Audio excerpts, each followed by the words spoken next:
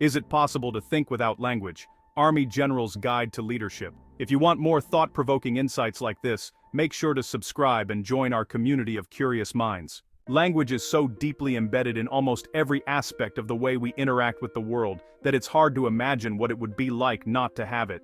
What if we didn't have names for things? What if we didn't have experience making statements, asking questions, or talking about things that hadn't actually happened? Would we be able to think? What would our thoughts be like? The answer to the question of whether thought is possible without language depends on what you mean by thought.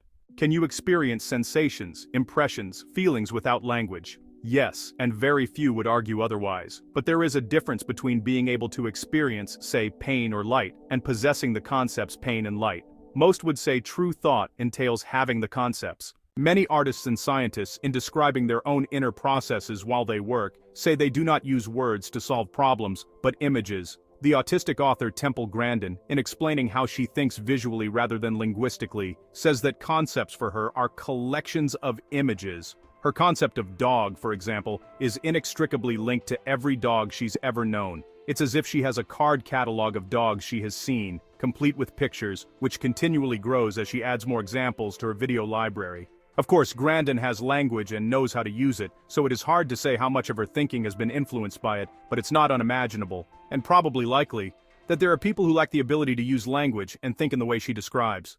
There is also evidence that deaf people cut off from language, spoken or signed, think in sophisticated ways before they have been exposed to language. When they later learn language, they can describe the experience of having had thoughts like those of the 15-year-old boy who wrote in 1836, after being educated at a school for the deaf, that he remembered thinking in his pre-language days that perhaps the moon would strike me, and I thought that perhaps my parents were strong, and would fight the moon, and it would fail, and I mocked the moon.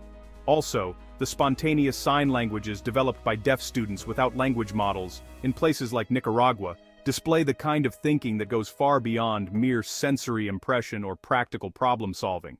However, while it appears that we can indeed think without language, it is also the case that there are certain kinds of thinking that are made possible by language. Language gives us symbols we can use to fix ideas, reflect on them, and hold them up for observation. It allows for a level of abstract reasoning we wouldn't have otherwise. The philosopher Peter Carruthers has argued that there is a type of inner, explicitly linguistic thinking that allows us to bring our own thoughts into conscious awareness. We may be able to think without language, but language lets us know that we are thinking.